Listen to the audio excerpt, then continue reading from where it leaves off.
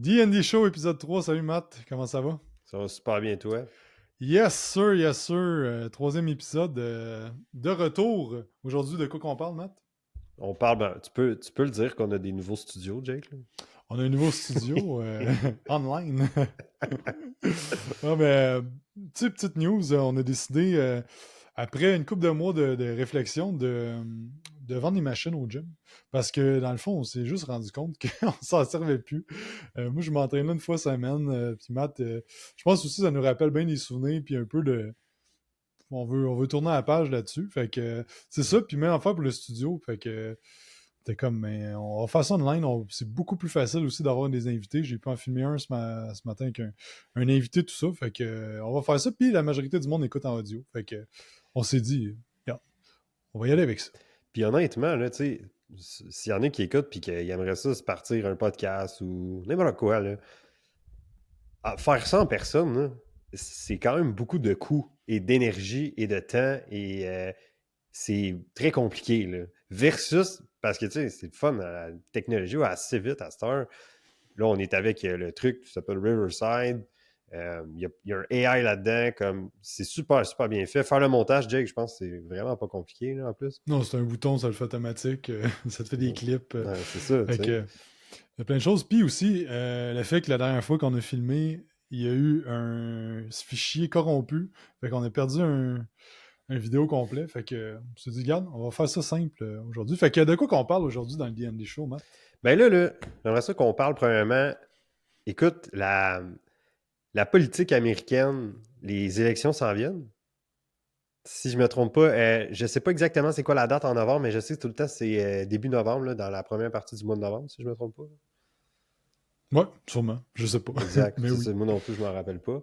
Mais Donald Trump, là, puis le fait qu'il utilise plein de podcasts présentement, qu'est-ce que ça te fait qu'est-ce que ça te fait réaliser? Ouais.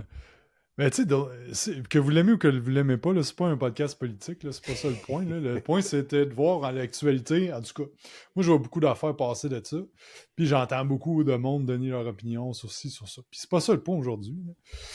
Le point, c'est que Donald Trump, il y a des excellentes leçons de marketing, d'influence et d'autorité à apprendre de ce gars-là. Que tu l'aimes ou que tu l'aimes pas. Si on regarde, Donald Trump, il a toujours euh, été capable de générer de l'attention vers lui.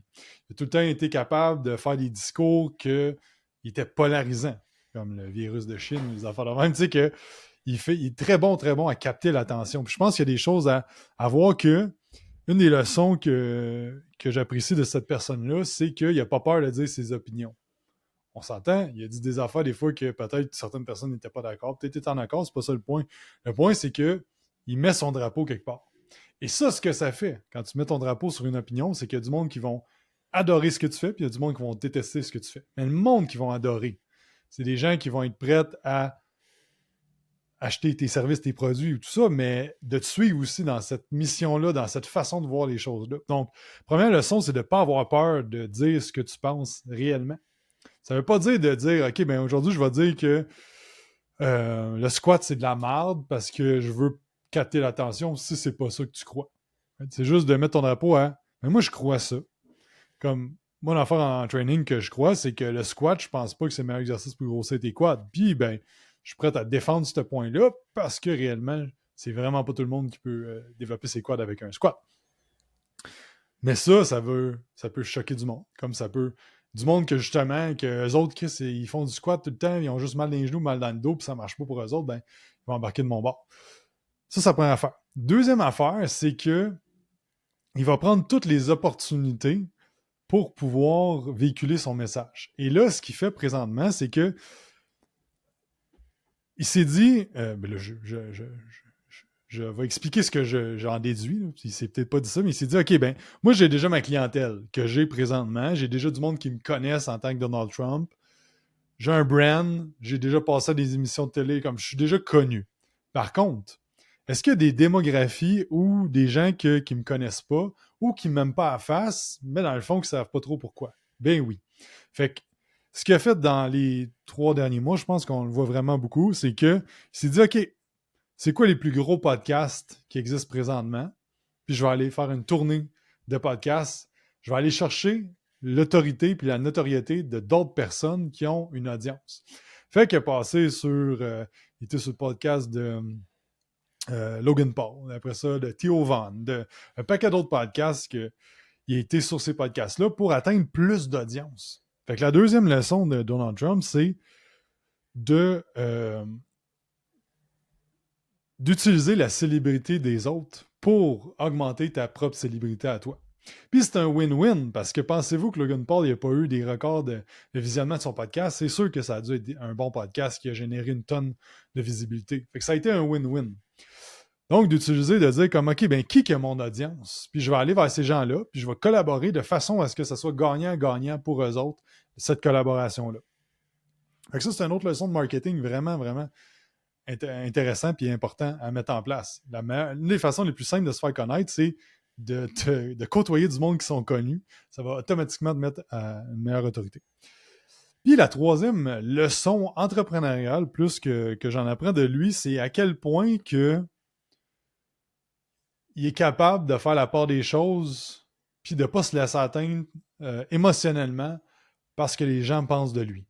Parce que, je ne sais pas si vous êtes au courant, mais il s'est fait tirer 2 fois dans les 3 derniers mois. Là. Comme il y a du monde qui veut littéralement leur mort. C'est pas juste quelqu'un qui traite de cave sur un post Instagram. Là, fait que ça, c'est une autre affaire que je trouve que la résilience, puis le fait qu'il est comme, ben moi, là, le monde, qu'est-ce qu'il en pense? Le monde qui m'aime pas, c'est correct. Puis je vais juste m'arranger pour focusser sur le monde qui m'aime, qui apprécie ce que je fais. Et aussi, de changer la perception des gens qui m'aiment pas. T'sais. Comment je vais faire ça? Ben, c'est un peu qu'est-ce que je disais tantôt. T'sais. Fait que c'est 3 grandes leçons de dire comme un peu je m'en fous un peu de ce que le monde pense, puis je vais être vrai, puis je vais me faire aimer, me faire détester, mais je vais focusser juste au monde qui m'aime. De planter son drapeau, de ne pas avoir peur de dire tes opinions sur des sujets qui parfois peuvent choquer certaines personnes. Et troisièmement, d'utiliser le levier de célébrité des autres personnes. Fait que c'est mes 3 grandes leçons que je vois dans l'actualité présentement dans la politique, qu'on peut prendre ça puis mettre ça en application dans votre business de coaching, fitness ou gym privé. C'est la petite portion actualité. Excellent. 5 novembre, d'ailleurs, les élections. 5 novembre. Fait que, 5 novembre, exactement. Ça. Mais ça brasse aussi au Canada. Il y a des bonnes leçons aussi. C'est quand même drôle que, pour ceux qui ne savent pas, à la base, Donald Trump, c'est un démocrate et non un républicain. Mais comme il y a un excellent documentaire sur lui sur Netflix. Je ne me rappelle plus exactement comment ça s'appelle. Par contre, si tu fais juste écrire Donald Trump sur Netflix, tu vas tout de suite l'avoir. C'est le fun. Ça parle toute sa carrière quand il a commencé à New York, après ça, Atlantic City, puis après ça, tout le niveau politique. Là. Je trouvais ça bien intéressant. Okay. Tu sais, un autre affaire de cet homme-là, c'est que il a fait faillite une couple de fois. Il se fait taper sa gueule, puis il revient tout le temps plus fort. Puis je pense que c'est une belle leçon de résilience. Que tu sois d'accord ou pas, est-ce que c'est pas ça le point, c'est de dire comme n'importe quel entraîneur tu parles, là, il y a tout le temps une hostie d'histoire qui s'est fait taper sa gueule, puis marcher sa tête, puis comme il y a tout le temps quelque chose qui va pas bien à un moment donné, puis tu manges une volée. Puis ben, il faut juste que tu sois capable de juste de remonter ça, puis de passer par-dessus ça. T'sais. Puis je pense que c'est un bel exemple de résilience, cet homme-là. 100%. Sinon, qu'est-ce qui se passe de bon?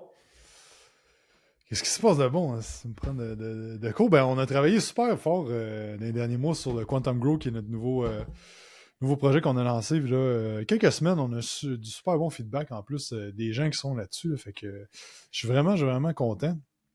Puis on a notre événement du 24, 25, 26 octobre pour nos membres Mastermind à Magog aussi, qu'on travaille là-dessus. Et aussi, on va avoir un concours qui va s'en venir, qui va être ouvert à tous. Je ne vais pas te dire c'est quoi. On va l'annoncer parce qu'au moment où ça va sortir, on va en parler bientôt. C'est que dans le fond, le concours, ça va être janvier, février, mars. Ça va être pour les entraîneurs qui veulent transformer leurs clients pour avoir plus de résultats avec les clients. Fait qu'on va faire un concours si on veut, le meilleur coach, la meilleure transformation qui va se passer de janvier, février, mars avec vos clients. Fait que Le but, c'est de transformer tes clients puis de gagner 5000$ qu'on va faire tirer à la personne qui va avoir fait la meilleure transformation client. Fait que ça va être tous ceux parmi ceux qui vont participer. Vous pouvez participer à ça. Il va falloir être dans notre groupe Quantum Grow pour ça. Puis, c'est ça, que le meilleur gagne après ça, on va faire voter le public, puis la meilleure transfo va gagner. C'est les coachs qui vont gagner ça, puis après ça, ben, tu fais ce que tu veux avec ça. J'en donnerai une partie aux clients aussi, mais bon. Fait que, ça, on va en parler plus tard. Mais il y a ça aussi qui s'en vient que j'ai vraiment hâte d'annoncer. On va faire un webinaire où est-ce qu'on va inviter tout le monde pour des détails, puis comment faire pour participer. Là. Fait que ça s'en vient. On a aussi un événement spécifique pour les membres du Quantum Grow et de notre mastermind le 9 novembre qui s'en vient. Fait que... c'est ça, les nouveautés qui s'en viennent. Puis c'est ça, on s'est donné aussi un petit défi pour le mois d'octobre-novembre. On utilise la plateforme School là, depuis un petit bout, mais maintenant avec le Quantum Grow, c'est là-dessus. Et ben il y a un concours aussi qui se fait à tous les mois sur la plateforme School. Fait que on s'est donné un petit défi là, pour novembre là, d'essayer de craquer le top 10 là, des meilleures communautés School. Pardon. Donc c'est ça. Je sais pas si tu vas mettre de ton côté. Ah ben, ça se passe super bien, surtout avec les clients aussi. On a je pense deux, si c'est pas trois clients qui ont fait des mois records. Fait que nous autres, on est bien contents. J'aime ça entendre ça, des mois records. C'est pas mal ça qu'on veut dans le meilleur des mondes. C'est pas tout le temps rose, le business, mais quand on a des mois records, c'est quand même des beaux milestones pour les clients. Fait que on est bien fiers de ça. Puis c'est drôle parce que c'est vraiment en corrélation avec. C'est pas une question de chance, c'est pas qu'il faisait beau, mais c'est juste le niveau d'action qui a drastiquement augmenté. Donc, j'aime ça de voir ça. Je trouve ça vraiment le fun. Fait que ouais, non, sinon, je pense de passer à travers tout le reste. Ah, puis moi, dans le fond, tout c'était Olivier et. PY. Et PY qui est en France. qui a fait. Je pense qu'il m'a dit qu'il va atteindre son premier mois à 10 000 aussi. Là, fait que, 10 000 euros. 10 000 euros, ouais, exact. C'est pas la même chose ça, c'est qu'en super bon. Puis moi, je vais faire un big up à Marc qui a closé 21 clients en un mois. Fait que c'est même pas un mois, en fait. En 26 jours. Ouais, fait 25 jours. Fait que c'est ça, good job. Encore là, c'est une question d'action massive, de mindset dans ma direction, puis faire les actions. Il n'y a pas de stratégie miracle, il n'y a pas de... Puis je parlais de ça, Guillaume, dans un podcast que j'ai tourné avec lui, qui va être disponible sous peu ou déjà disponible, c'est que à un moment donné, au niveau des stratégies d'acquisition client, c'est tout le temps le même concept. Tu rentres dans un bar, tu vois une belle fille, tu vas pas te mettre à genoux à côté et demander de te marier. Il y a des étapes, puis c'est tout le temps comment je me fais connaître, comment que j'entretiens la relation, comment je fais un appel à l'action par la suite. T'sais. Fait que tu utilises un groupe Facebook, que tu utilises une stratégie de webinaire, que tu utilises juste du setting, whatever c'est quoi, c'est toujours le même concept, puis whatever quelle direction que tu prends, ça va être difficile. Toute stratégie marketing va être difficile. Par contre, il y en a qui ont l'air vraiment facile, mais tu sais, comme tout a l'air facile quand t'es pas dedans. Fait que le point avec ça, c'est que peu importe la stratégie marketing que vous utilisez, si vous êtes conscient que la première étape, c'est de vous faire connaître, après ça, d'entretenir la relation, puis après ça, de demander quelque chose à la personne, de passer à la prochaine étape, c'est juste de devenir master à passer les personnes d'une étape à l'autre. Puis ça peut être réseaux sociaux, groupe Facebook, conversation sur groupe Facebook, appel à l'action pour une évaluation. Ça peut être, nous chez Quantum, ce qui fonctionnait vraiment bien, c'était réseaux sociaux, un défi 30 jours à 47 $, puis je te convertis après ça sur un forfait à 200-300$ par mois. Peu importe c'est quoi, mais c'est toujours des étapes de même, OK?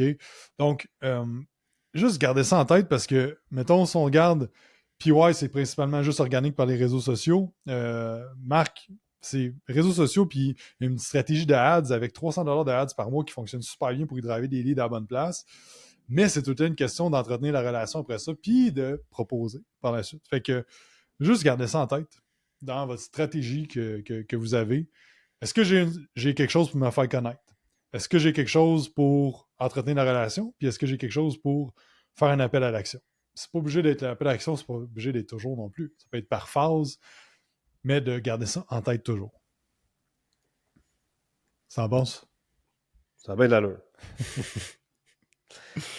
Good, excellent. Puis pour la prochaine portion du podcast, on avait demandé aussi à des membres de notre communauté là, dans le Quantum Grow des questions qu'ils ont présentement, puis qui peuvent être bons pour n'importe qui sont présentement en business, puis qui peuvent avoir des struggles qui ressemblent à ça. Puis la première question qu'on avait, c'était je ne sais plus comment m'y prendre dans un appel client.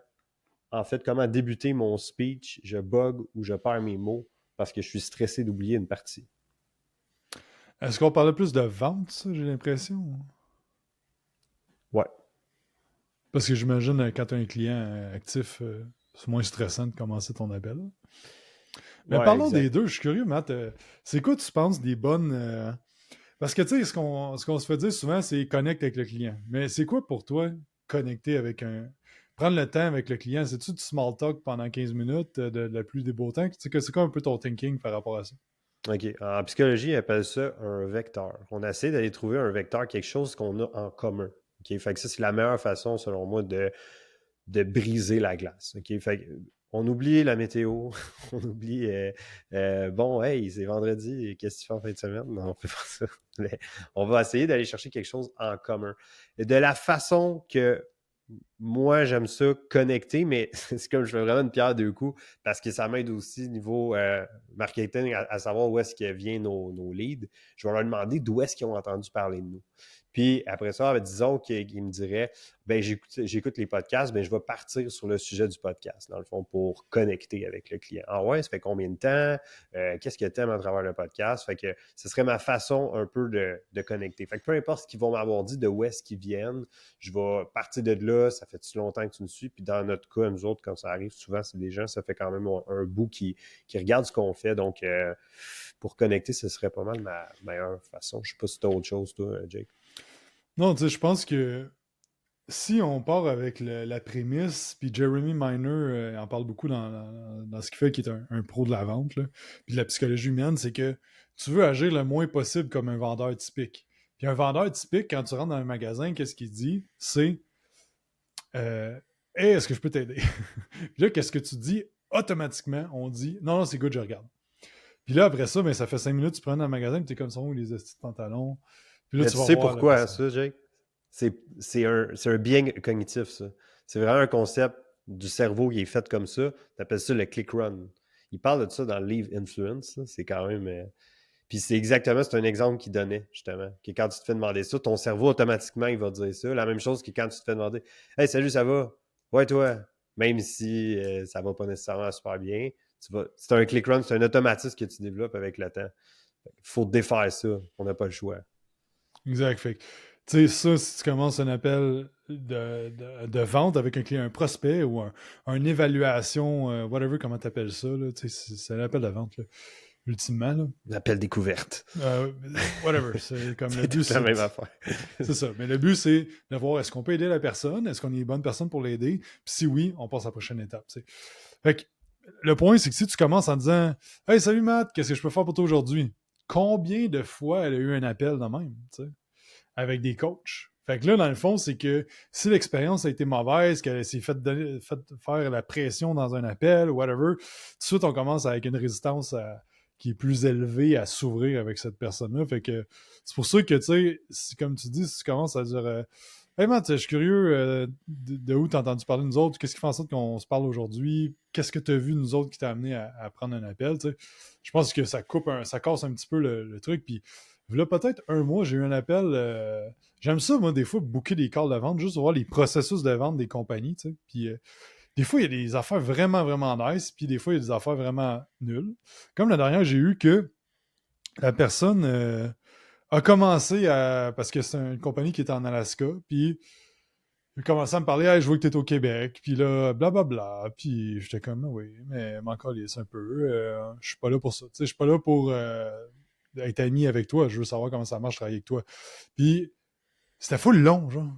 Puis là, ben, vu que je pogne des appels des fois que je suis pas nécessairement pour acheter, je veux juste voir le process, ben, je me suis mis à y parler de l'Alaska. J'étais comme, vous, il fait-tu beau là-bas? Puis tu sais, comme c'était full long pour rien. On a comme parlé 10 minutes, puis il était comme un moment donné, il a juste fait comme, hey, est-ce qu'on on va parler du sujet aujourd'hui? Je suis comme, ben oui, il était temps, vraiment. Mais l'affaire, c'est que on dirait que de l'expérimenter aussi, ça te fait voir que comme, ben, c'est pas tant le fun. Puis quand il me dit, c'est comme si t'as comme une conversation amicale, puis là, comme un one-shot, à un moment donné, une transition, à être comme, OK, là, on tombe dans l'appel, tu sais. Puis je trouve que c'est comme un peu... c'est pas sincère dès le début, pourquoi qu'on est là aujourd'hui, tu sais. Puis je pense que, comme tu dis, d'avoir un vecteur commun, de comme, ben, c'est quoi l'objectif de notre rencontre aujourd'hui? Pourquoi qu'on est là? Puis tout de suite aller straight to the point, tu sais. Fait que, Ouais. fait que ça serait... Puis je pense qu'aussi, pourquoi que le monde est stressé? Pourquoi on est stressé de parler en public? Puis je vais m'inclure là-dedans parce que c'est encore de quoi que je travaille. Puis j'ai travaillé beaucoup les dernières années. C'est que les moments que j'ai été le plus stressé, c'est que quand je ne maîtrisais pas à 100% ce que j'allais faire. Fait qu'exemple d'un appel à vente, pourquoi souvent on est stressé, comment qu'on va commencer, c'est que tu ne pratiques pas. T'as pas comme un genre de pattern que tu veux toujours utiliser, puis fait que plus tu vas pratiquer quelque chose, ben plus tu vas être en confiance de le faire, puis tu sais, si demain matin, je demande à n'importe qui de faire un wheelie en vélo, c'est pas vrai que c'est tout le monde qui va être capable, là, tu sais, mais à force de pratiquer, tu vas être capable à un moment donné, tu sais, mais il y a du monde qui ont plus de compétences déjà dès le début. Fait que ça m'en fait en vente, c'est qu'il y a du monde qui ont ça dans le sang, que c'est comme, il n'y a pas besoin de script, pas besoin de rien de ça, on va juste le faire, puis that's it, mais moi, dans mon cas, à moi, j'ai besoin d'avoir une question clé que je vais me pratiquer, puis que je lis pas un script, mais que je la sais par cœur, cette question clé-là. Tu sais. Un peu comme des suivis de training, mais j'avais ma séquence de ce que je disais. J'ai tout le temps la même affaire avec chaque personne pour aller commencer ma rencontre, puis ainsi de suite. Tu sais. Fait que je pense qu'un gros problème en vente, c'est que le monde ne se pratique juste pas. Puis je le vois vraiment comme une game de. Tu sais, si tu joues au football là, américain, là, ben, football, soccer aussi, là, mais ça va faire. Tu sais, si ta seule pratique, c'est la game, ben, tu vas te faire marcher dessus. Là, tu sais. Tu dois te pratiquer dans la semaine pour être performant à la game. Ben, l'affaire, l'appel de vente, c'est la game. Là. Tu sais, ça a l'air con de le voir de même, mais c'est souvent ça. C'est que juste le monde ne se pratique pas assez. Tu sais. Donc, 100%. Puis tu sais, l'affaire, là, c'est que si vous nous écoutez puis vous commencé à votre compte ou peu importe où vous êtes tout dans le parcours, je suis sûr et certain que vous connaissez au moins une personne qui est également entraîneur puis qui vend ses services. Puis juste d'écrire sur scène-là, hey, t'aimerais-tu ça qu'on se book à toutes les semaines des Zoom calls où est-ce qu'on pratiquerait notre vente? Vous avez tous les deux avantages à ça. Faites-le, prenez le temps, Seigneur. Après ça, surtout au début, quand c'est difficile d'avoir des leads, quand tu as juste 2-3 appels par semaine, c'est important que tu scores des home runs, là, que tu sais bon. Tu ne veux pas te pratiquer dans des appels, jamais, jamais, jamais. À même titre, là, comme tu disais, je te demande de faire un wheelie au Centre Bell avant la game des Canadiens le 8 novembre. Ben, je suis pas mal sûr que tu vas te trouver un terrain de pratique pour ne pas avoir l'air fou rendu là. Tu sais. Fait que c'est exactement la même affaire. Puis, au niveau de la pratique, c'est important de comprendre comment on pratique, comment est-ce qu'on fait ça. Puis les World Class Sales Team, la façon que ça pratique, premièrement, ils vont pratiquer leur script over and over, mais il y a des stages dans le script qui sont plus difficiles, qui ont plus de difficultés, puis c'est là qu'on vient les travailler. Au début, si ton connecting stage, la première étape d'un appel, c'est difficile, pratique ça. Pratique-le over and over, parce que c'est pas juste une question de c'est quoi je vais dire, mais comment je vais le dire, la tonalité, comment je suis positionné. Si je suis comme là en ce moment, là, je ne ferais pas un appel de vente de même pogné sur mon micro. Là. Vraiment pas. Je serais beaucoup plus laid back. De même, je me reculerais, la tête un peu sur le côté, avec une tonalité assez neutre. De sorte à plus être en ouverture un petit peu. Donc, la façon qu'on pose une question a un énorme impact sur qu'est-ce qui va être répondu. Fait que c'est tout ça aussi qu'on pratique. Les World Class Sales Team, ils vont pouvoir, ils vont dire, OK, répète-les. Non, recommence. OK, non, pas de cette façon-là, un petit peu plus fort. Alors, positionne-toi un peu. Ça peut aller vraiment jusque-là. Est-ce que vous avez avantage à devenir des master closers? Je pense pas que vous voulez tous être des coachs puis aider plus de monde, mais aider plus de monde passe par aider les gens à prendre des meilleures décisions pour eux. Parce que même dans vos suivis clients, ça reste toujours de la vente. Il faut que tu revends à tous les mois à ton client d'être adhérent vers la structure, que ça l'aille bien ou pas bien été. Parce que quand ça va pas bien été, il peut être démotivé, tu as donc de la vente à refaire. Mais si ça a bien été, ça peut être aussi le contraire. Ça va bien, je vais slacker la pédale.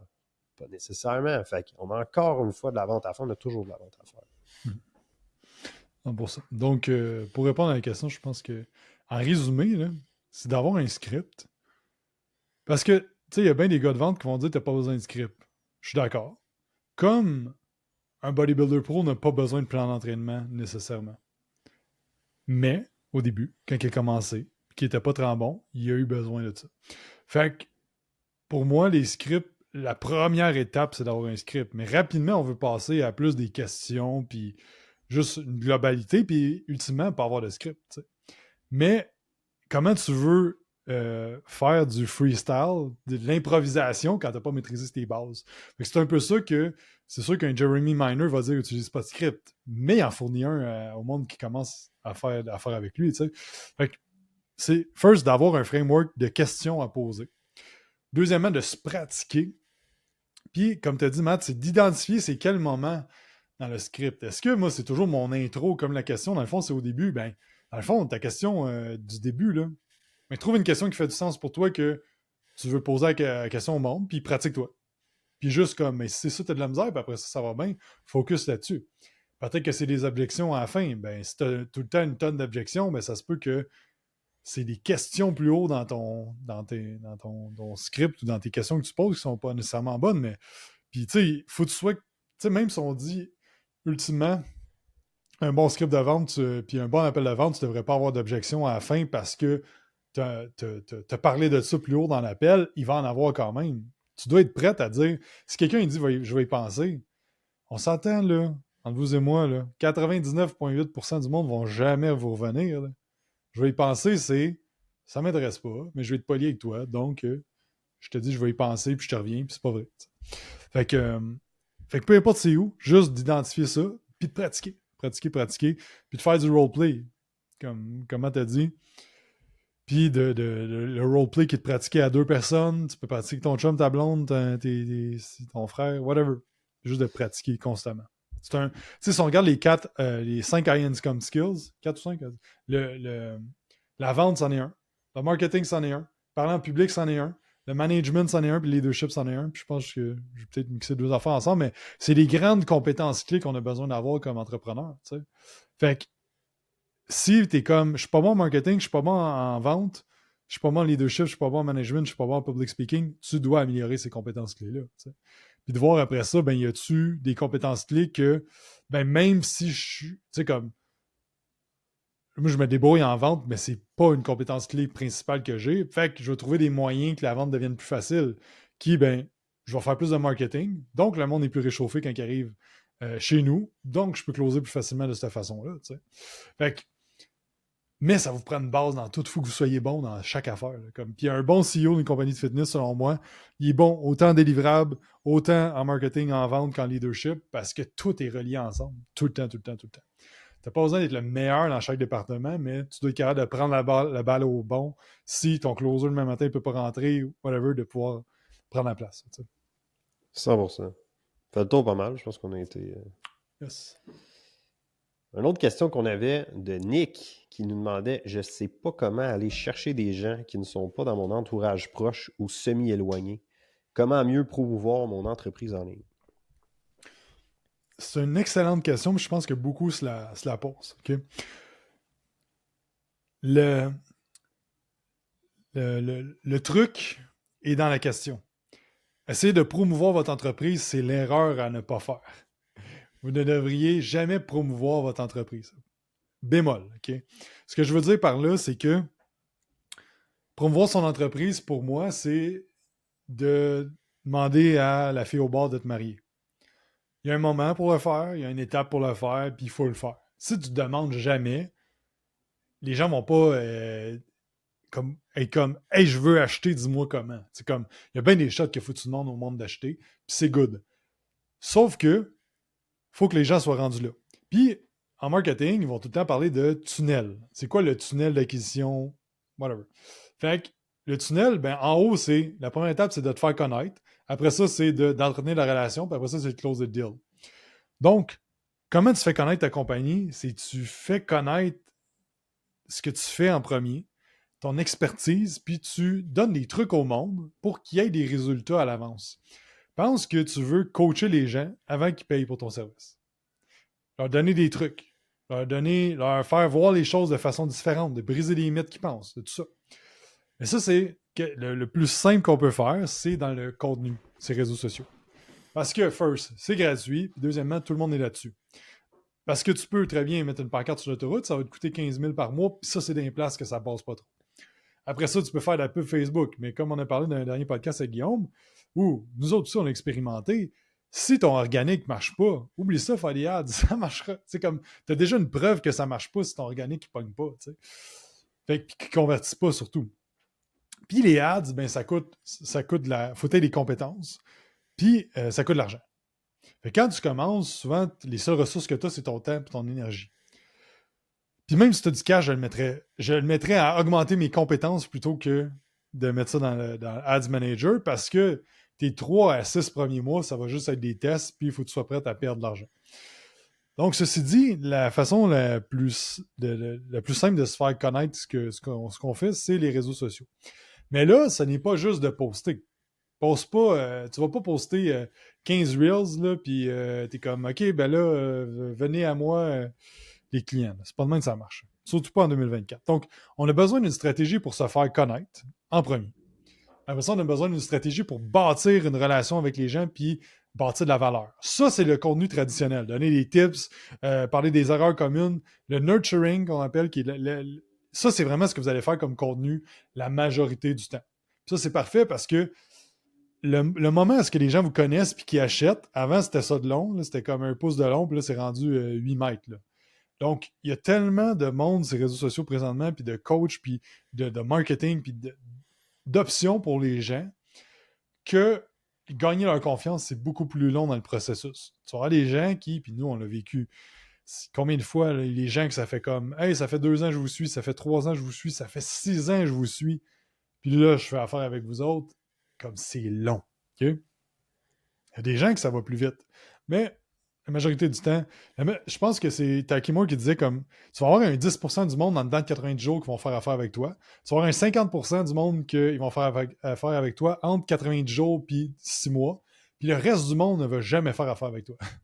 Fait que c'est important de prendre ça en considération. De ne pas espérer que tes efforts que tu fais pendant 3 mois vont payer, surtout si tu commences. T'sais. Donc, ceci dit, on a besoin de faire du contenu, puis c'est pas un podcast sur le contenu, là, mais donner de la valeur au monde. Puis la meilleure façon de faire ça, là, c'est aller voir les comptes aux États-Unis qui ont 300 000, 500 000, 1 million de followers. Regardez qu'est-ce qu'ils font comme contenu, modéliser ça. Plus simple que ça. Modéliser, c'est prendre l'idée globale, prendre l'idée du vidéo, puis juste la faire à votre façon. Comme, essayez pas de réinventer la roue. Là. Tout le contenu a déjà été fait. Comme on commence avec cette prémisse-là, juste aller modéliser qu'est-ce qui fonctionne pour déjà des autres personnes qui ont plus de succès que vous autres. Puis qui parle un peu à votre avatar client aussi. Yeah. Exactement, qui parle avec votre clientèle. Bon, maintenant, là, c'est beau tout ça, mais comment on attire du monde à vous connaître? Fait que comment je vois ça, c'est qu'il y a plusieurs façons de faire. La première, c'est de faire souvent ce que le monde aime le moins, qui est le plus chiant et qui est plus un peu fatigant, c'est de faire du farming. Le farming, c'est, voyez ça comme du porte-à-porte sur les réseaux sociaux. On va juste DM du monde directement. Fait que toi, mettons, tu as une clientèle qui, c'est des sportifs, mettons, récréatifs. Ben, tu vas sur la page de Sport Expert, tu défiles tous les followers qu'ils ont, puis ben, tu vas réagir à des stories, à des posts, puis tu vas écrire à ce monde-là. Ça, c'est une game de volume, puis c'est comme cogner des portes. L'affaire, c'est que si vous avez zéro audience, qu'il n'y a personne qui vous connaît, puis que vous n'êtes pas bon devant la caméra, puis que vous n'êtes pas bon à écrire, ça se peut que ça soit une des seules affaires qui va réellement vous apporter des résultats rapidement. C'est chiant, j'en conviens. Ça peut sonner fatigant, j'en conviens. Par contre, c'est quoi qui est pire? De garder votre situation actuelle ou d'avoir l'inconfort de faire ça?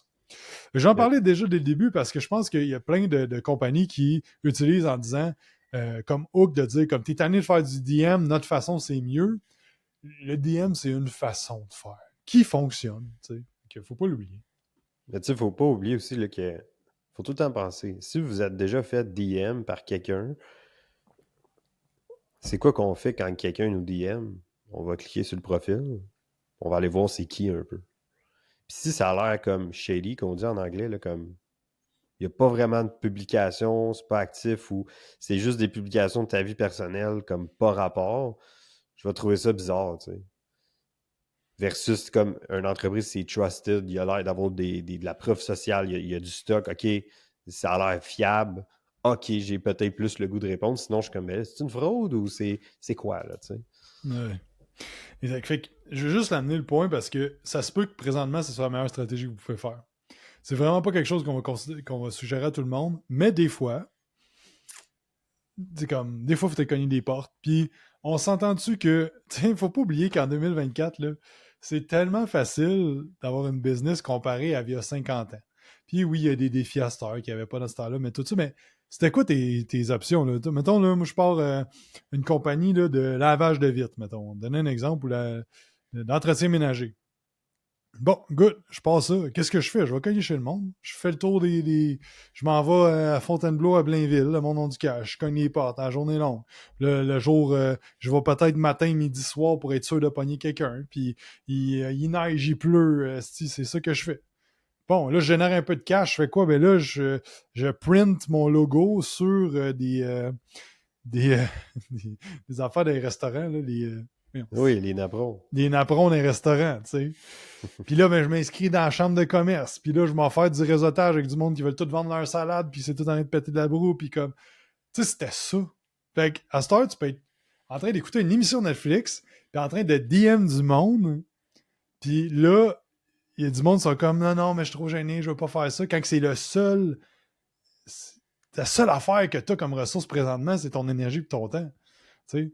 Fait qu'il faut pas oublier que ça se peut que présentement, ce soit la meilleure affaire pour toi. Deuxième affaire, fait que puis une autre affaire que tu as dit, Matt, qui aide à se faire connaître, c'est d'avoir des preuves de ce que tu fais. Tu sais, si tu dis que tu aides le monde à transformer leur physique, là, puis que sur ta page Instagram, faut que je descende 6 fois avant de voir une transfo physique, là, je te fais pas confiance. Tu sais, fait que la première affaire, en fait, pour se faire connaître, là, c'est les clients que tu as actuels, là, et des sales résultats avec eux. Genre. C'est la première affaire pour te faire connaître, c'est d'avoir des méchants bons résultats avec le monde. Parce que si tu as des bons résultats avec le monde, guess what? Mettons là, toi t'as perdu, mettons moi je prends ou je perds 50 livres. Ben, c'est sûr que quand je vais aller voir un de mes amis, quelqu'un il va dire Chris, man, qu'est-ce que t'as fait? T'as donc bien maigri. Ah ben, je fais affaire avec telle personne. Guess what? T'en as eu un lead, là. T'sais? Fait que faut pas oublier que les résultats que vous avez avec vos clients actuellement, c'est l'affaire qui va vous amener le plus de business. Puis si vous n'avez pas de référence, c'est un gros problème. T'sais. S'il n'y a personne qui vous réfère jamais personne, dans le monde du fitness, là, c'est un réel problème. Fait que la preuve, c'est aussi quelque chose de super important. Puis vous commencez, vous n'avez pas de preuve, soyez votre propre preuve. Là. Comme si tu veux te faire connaître from scratch, sois en shape. Je pense que j'ai compté une couple de fois, mais je vais le raconter. Moi, quand j'ai commencé à travailler dans un gym au Body Shop 440, Laval, ceux qui ont déjà vu cette place-là, c'est un super beau gym en plus. Je suis rentré là, puis je venais de finir ma première compétition de bodybuilding en 2012. Je pesais peut-être 2,30 à ce moment-là. Puis j'ai rentré dans ce gym-là, puis Antoine Vaillant, pour ceux qui connaissent Antoine, ou qui connaissent Antoine, il a travaillé à ce gym-là, puis dans le fond, moi, je le remplaçais, si on veut. Ça faisait comme 2 mois qu'il était parti, puis il cherchait un coach depuis 2 mois, puis dans le fond, je me souviens, j'ai arrivé, puis il y avait un gars qui était là, qui travaillait là comme trainer, puis il m'a dit, savoir ici, là, c'est vraiment tough faire des clients, genre le monde, ils veulent pas d'entraînement privé, ils ont pas d'argent, ils ont pas ci, puis j'étais comme, ah, ok. Puis ça faisait un petit bout que j'étais coach, mais comme un peu part-time, puis... Fait que bref, puis l'autre gym que j'étais avant, j'étais le seul trainer, fait que ça a été facile de faire une clientèle à cette place-là. Fait que là, j'arrive là, puis en dedans de 3 mois, je faisais 40 heures de clients par jour. Puis je checkais ma feuille de paye, je pouvais pas faire plus. Tu sais, je faisais 80 heures, puis that's it. Puis dans le fond, la seule différence, c'est que j'étais en shape, puis je m'entraînais fort, puis je passais beaucoup de temps sur le plancher à jaser avec le monde. Puis quand j'entraînais le monde sur le plancher, c'était comme pas un show, là, mais tu sais, comme on poussait, puis le monde était comme Chris, je veux m'entraîner avec cette personne-là, tu sais. Fait que, mais le point, c'est juste que vous êtes votre meilleure publicité. Soyez ce que vous vendez. Si tu vends de la force, ben je veux te voir, tu sais, comme Dave Powell, là. Il est fort en crise, Dave, là. Tu sais, comme si je veux être fort ou Myriam, qu'on a un mastermind, c'est comme, Chris, je suis une fille, je veux faire du powerlifting, je regarde aller, je suis comme, tabarnane, à walk the talk. Puis les plus grandes compagnies, tu sais, tantôt je parlais de Guillaume Boucher, il est en méga shape, Guillaume, là. Comme, Tu sais, faut pas oublier qu'on vend de la transformation physique ou whatever, mais il faut que tu démontres ça. Fait que ça, c'est une autre façon de se faire connaître. Après ça, la troisième façon de se faire connaître, on en a parlé plus tôt avec Donald Trump, c'est d'utiliser la célébrité des autres. Par exemple, une compagnie qui le fait extrêmement bien, en fait, qui ont mixé vraiment un paquet d'affaires, c'est Believe Supplément. Vous connaissez Believe Supplément, peut-être que vous avez déjà écouté les lives qu'on faisait avec Julien, ça commence à faire un bout. Mais dans le fond, il utilise présentement beaucoup de micro-influenceurs et des influenceurs de plus haut niveau. Et ça, ben, nous, on l'a déjà utilisé chez Quantum à maintes reprises, 5 fois, je pense, si je me souviens bien. Ça a tout le temps été bon pour se faire connaître. Donc, d'utiliser des gens qui ont plus de visibilité que vous autres, puis de les entraîner gratuits, tout simplement. Et là, vous allez dire, ben là j'ai déjà écrit à une personne, puis ça n'a pas marché. Mais c'est pas une, là. C'est genre, vous écrivez à 150 personnes. Tu sais, puis même si la personne n'a pas exactement votre clientèle cible, c'est pas grave.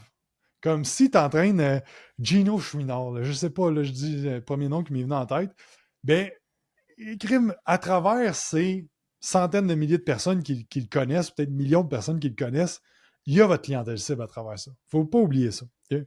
Fait que ça serait ces trucs-là, ces 3 premières affaires-là. Ensuite de ça, il y a la viralité sur les réseaux sociaux. Et là, la viralité, c'est sûr que c'est un peu comme des coups de circuit. Okay? T'essayes, mais c'est pas tout le temps que ça va marcher. Par contre, il y a une certaine séquence des choses qui rend virale. On sait que la polarité rend virale. Ça veut dire que si tu dis...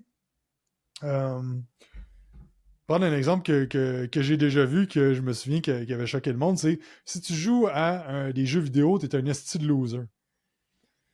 Là, Chris, moi je joue à des jeux vidéo, des fois, là, Chris, ça vient me chercher, là, ça m'atteint dans mes valeurs, tu sais. Fait que la polarité, ça va augmenter la viralité.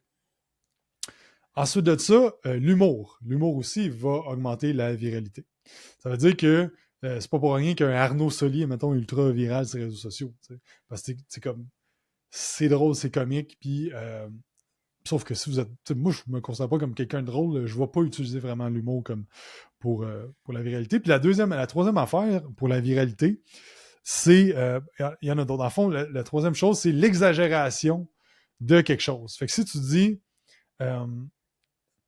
La meilleure affaire, mettons comme le meilleur exercice pour telle affaire, ben si c'est de quoi que le monde ne pense pas que c'est vrai, comme le meilleur exercice pour développer tes quads, c'est le leg extension. Ben là, c'est sûr que ça va fâcher du monde. On est encore dans la polarité. Puis la dernière affaire, c'est d'utiliser l'actualité ou quelque chose comme qui va choquer le monde. Fait qu'aujourd'hui, j'aurais mis un MAGA hat de Trump. Puis juste, je fais le podcast sans parler de Trump, mais avec un MAGA hat, clairement que ça va faire parler. T'sais. Donc, c'est de voir comme il y a quand même des choses qui font en sorte que tu peux devenir viral. Fait que c'est quand vous faites certaines pièces de contenu, ben mettez en premier, mettez de l'emphase à dire comme, OK, ben ce sujet-là, je peux le tourner de cette façon-là pour potentiellement générer plus d'interactions sur ce que vous faites, tant que ça reste en ligne avec ce que vous croyez, puis ce que vous dites, puis ce que vous faites. T'sais. Puis encore là, si vous n'êtes pas quelqu'un qui est ultra polarisant, je pense au Québec, mettons, comme Sébastien Cossette, c'est un bon exemple que, puis on connaît bien Seb, que il y a des propos qui sont polarisants, mais tu connais Seb bien de même. T'sais, c'est comme, moi, ça ne m'étonne pas ce qui passe sur Internet. Je suis comme ça fait, ça doit faire 10 ans que je le connais, Seb. Puis je suis comme à le connaître, c'est ça qu'il pense. Puis c'est le même qui parle, puis il y a des opinions, puis il n'a pas peur de les dire, t'sais. Fait que, mais l'affaire, c'est que si vous n'êtes pas de même, je ne mettrais pas l'emphase sur des opinions polarisantes juste pour être polarisant puis essayer d'être viral. Fait que, puis c'est sûr qu'il y a des sujets qui pognent mieux. Ça veut dire que. Mais je pense que tous les sujets peuvent être quand même virales, sauf que des sujets, mettons, c'est sûr que de parler du beurre de peanut, ça a tendance à être plus viral que de parler de profil de résistance sur un leg extension. T'sais. Fait qu'il y a des sujets aussi qui sont un peu plus globales, qui vont atteindre plus de monde. Puis l'affaire, là, c'est que si vous faites des vidéos qui ne touchent pas 100% votre clientèle cible, maintenant je parle de beurre de peanut, m'a touché tout le monde. T'sais. Par contre, là-dedans, il y a du monde qui va arriver sur ma page, qui vont me découvrir, et que là, ben on va filtrer par rapport au reste du contenu. T'sais. Fait que ça, c'est une autre façon de se faire connaître. De créer des publications avec un potentiel de viralité en étudiant ce que le meilleur monde qui sont virales font. Et la dernière affaire, c'est la publicité payante. Ça peut vous faire connaître aussi parce qu'on peut choisir à qui on va adresser le message qu'on fait. Par contre, qu'est-ce que ça demande la publicité payante comme compétence? C'est des compétences de technologie. Donc, il faut que tu sois capable de monter le back-end de la campagne. Il faut que la campagne en la bonne place. Deuxièmement, ça demande soit des compétences en graphisme ou des compétences en public speaking. Donc, si tu fais une vidéo, ben, faut que tu sois capable de capter l'attention, faut que tu parles à ton avatar, faut que tu mettes le problème en lumière, faut que tu fasses ton call to action, ainsi de suite, ainsi de suite. Donc, il y a ça. Puis après ça te demande des compétences de copywriting, qui est l'écriture en dessous de ton ads. Et des fois, c'est déjà arrivé que on part un ads avec un de nos clients, puis ça pète un coup de circuit, puis pow, OK, crime, on a tapé sur la bonne affaire, ça a bien fonctionné, tout était là, puis good. Par contre, il y en a des fois que ça demande un petit peu plus de tests, de raffinement, de tweaking, de dire comme, oh, pas l'air, OK, on génère des leads, c'est pas les bons leads, puis tout ça. Donc, l'affaire, c'est que c'est un monde en soi, les ads.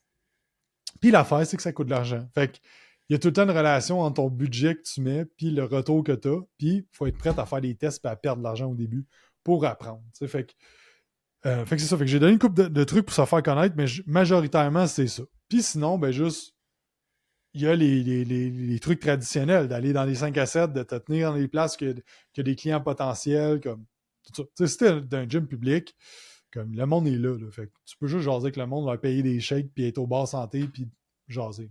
Fait que c'est ça, comment faire connaître, dans le fond, la question, c'est comment faire connaître ta compagnie.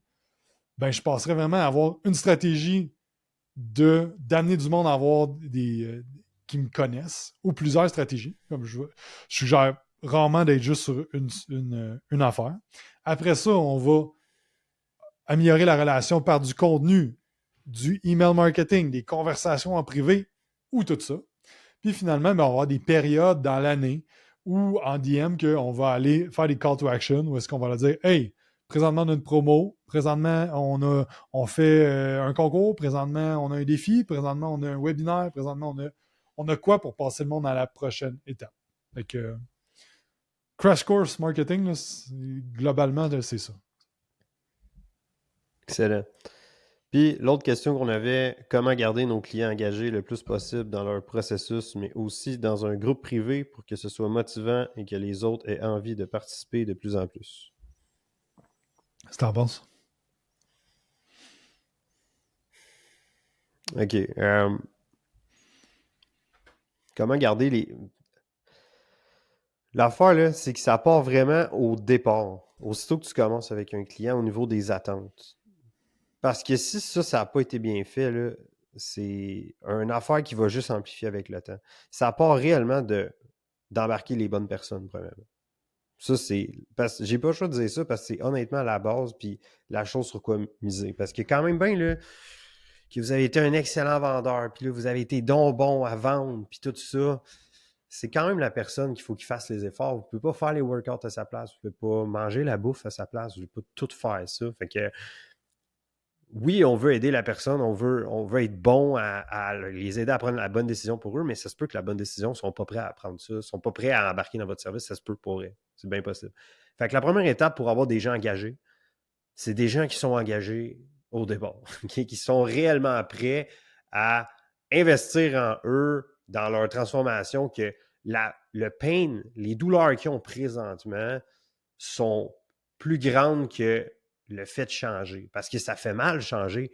C'est pour ça qu'ils se sont ramassés dans l'état où ils sont, puis qu'ils ont un appel avec vous parce qu'ils ne sont plus bien dans cet état-là. Mais il faut s'assurer que les douleurs en ce moment, dans le moment présent, des fois, ce n'est pas une douleur qui est présente, mais c'est la douleur de ne pas être où est-ce que tu veux être. Bref, il faut que ce soit vraiment plus grand. Il faut qu'on aille au fond des choses avec la personne, être certain que c'est la bonne affaire pour eux autres d'embarquer dans votre service. Fait que pour avoir des gens engagés, la première juste étape, une c'est affaire là, que tu dis souvent dans les coachings que je pense qui s'adapte à ce que tu viens de dire là, par rapport à la vente aussi, c'est que, tu sais, quand tu achètes une télé, tu vends une télé, là, le client repart chez eux, tu ne reparles plus. Là.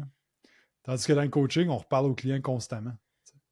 Fait que c'est un point que tu amenais dans un coaching récemment, de dire comme, ben quand vous closez du monde, closez pas pour le cash, closez parce que c'est vraiment une personne qui fit dans votre entreprise, puis que vous pouvez l'aider, puis qu'il y a un potentiel qu'on arrive à quelque chose ensemble. T'sais. Ben oui, parce que c'est rien que le début, là, c'est la première rencontre que vous avez ensemble. Après ça, il faut que tu prennes de ces nouvelles à toutes les semaines, peut-être. Vous allez avoir des meetings ensemble.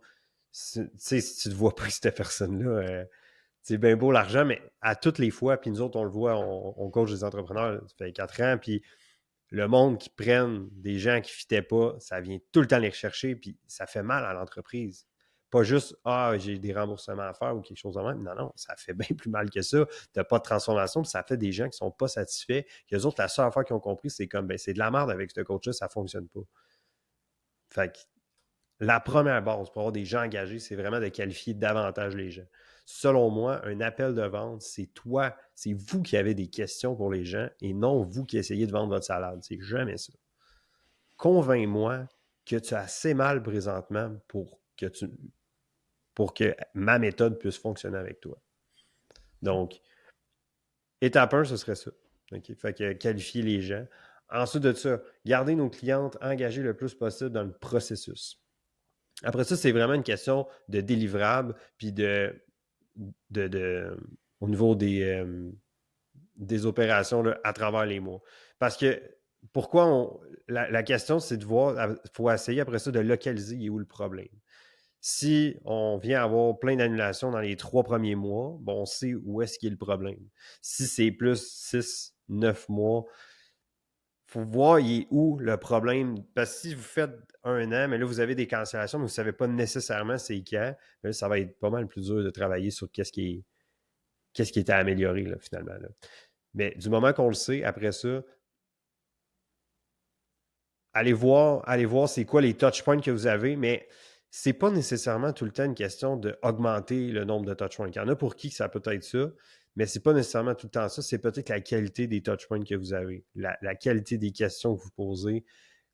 Si vous avez 15 minutes avec quelqu'un, comment ça peut être transformationnel? Comment est-ce que la personne peut sortir de cet appel et faire « Wow, OK, nice, OK, ça vaut vraiment quelque chose. » Parce que vous prenez le temps de quelqu'un, il faut que ça vale. T'sais, si vous chargez, on va dire que, je ne sais pas, là, c'est 1000$ pour 6 mois avec vous autres pour un accompagnement de 6 mois, là, je dis n'importe quoi, mais il faut que ça vale 2-3 000. Là.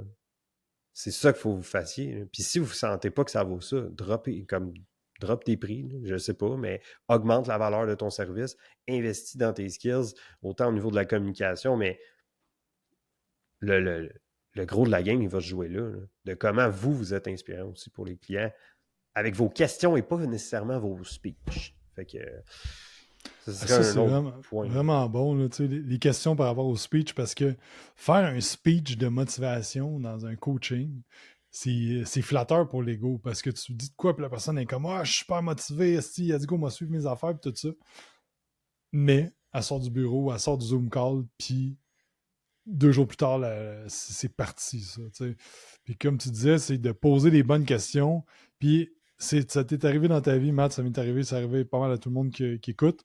Des fois, une seule question que quelqu'un te pose, t'as un switch qui change ta perspective des choses. Moi, je me souviens, une des phrases, mettons, que c'est Fallon qui m'avait posée, à un moment donné, elle m'a dit « Mais qu'est-ce qui presse? » Puis c'était une bonne question, parce que dans le fond, j'ai tendance à me mettre tellement de pression d'aller vite que cette pression-là me ralentit parce qu'elle me stresse. Genre. Puis à un moment donné, c'est comme, on peut-tu aller vite sans être stressé? Puis en tout cas, ça m'a fait faire une seule question qu'elle me dit. Puis mettons, j'ai fait comme 3 mois de coaching avec elle. Puis c'est la fois que je ressors avec ça. Mais ça a été comme plus bénéfique que toute l'information, tout ce que j'ai eu, cette seule question-là, au bon moment. Je pense que c'est ça la capacité d'un bon coach, c'est d'être capable de poser la question au bon moment, puis de faire un changement de comportement chez la personne. De faire une réalisation qui va amener un changement chez la personne. 100%, parce que les réponses, là, le monde, ils savent. Ils sont à l'intérieur d'eux. Il faut juste être bon à aller les chercher, tout simplement. Hey, pour être en shape, là, mange sur le sens du monde, entraîne-toi. Tu vas perdre du gras, là. OK? Là? Puis le monde, ils savent. Là.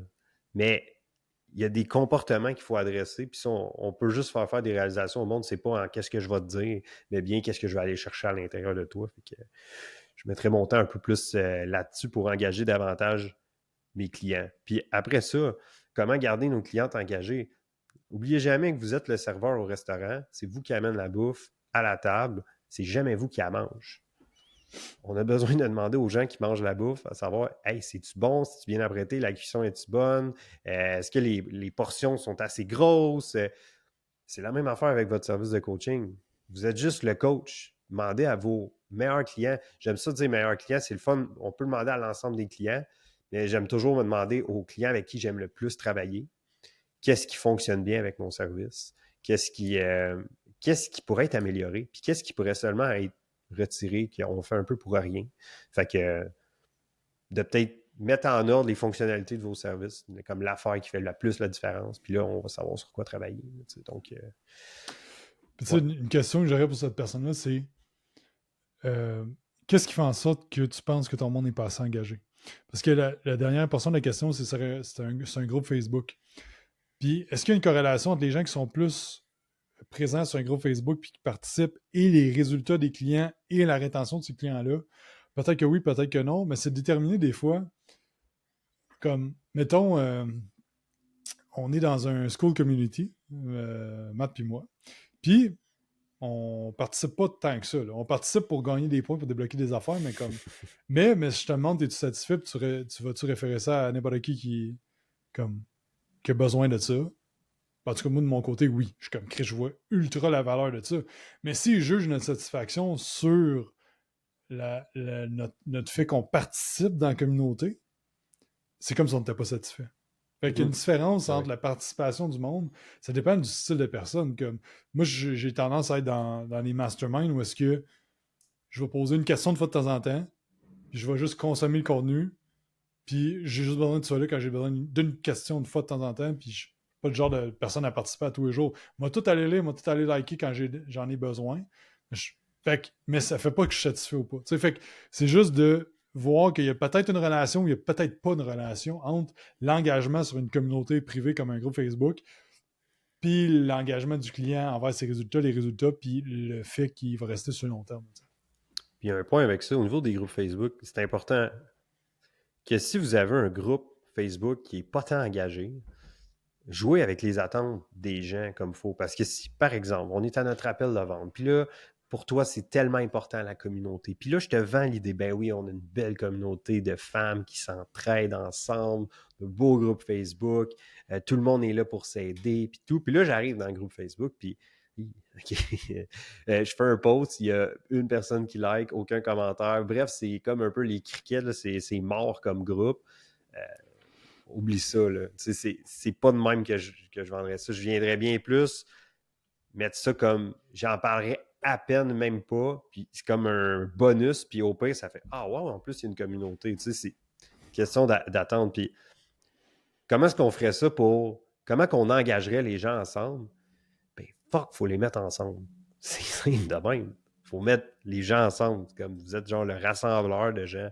Mais si vous n'avez aucun moment que vous rassemblez, comme par exemple les lives que vous faites, c'est vous qui faites un live, mais il n'y a personne qui peut réellement participer. Parce que, tu sais, ça revient exactement à ce que je disais tantôt. Les gens, là, leur sujet préféré dans la vie, là, je vais vous le dire, c'est eux-mêmes. Les gens ils aiment ça parler d'eux-mêmes. Donc, à ce moment-là, c'est-tu intéressant d'avoir plus, de ne pas être là à venir dire hey, regardez comment je suis bon, puis je vais vous donner des trucs sur la nutrition. Fuck, vous avez un coaching pour ça. Ça sert à ça, votre coaching. Mais si vous prenez toutes vos personnes, vous les réunissez ensemble, vous leur posez des questions pour qu'ils partagent, oh, là, on commence à avoir peut-être un petit quelque chose. Tu sais, donc, ouais, moi, ce serait ça mon tips. Ouais. Good, ça fait le tour des questions. On est rendu à 59 minutes, fait que on va arrêter ça là pour cet épisode-là. Donc, comme toujours, si vous avez apprécié, n'oubliez pas de faire 5 étoiles sur iTunes, vous abonner à la chaîne YouTube et aller faire 5 étoiles sur Spotify. Et Matt, le mot de la fin. Le mot de la fin. Ah, tu m'as dit ça aussi la dernière fois. Aïe, j'y ai pas pensé. Attends. OK, je vais faire un mot de la fin. Mais ça n'a pas rapport avec tout ce qu'on a dit. Donc, arrêtez de faire comme tout le monde. Puis faites ce qui est le meilleur pour vos clients. C'est ça mon mot de la fin. Excellent. Fait que merci à tous d'avoir écouté. Puis on se voit bientôt. Bye!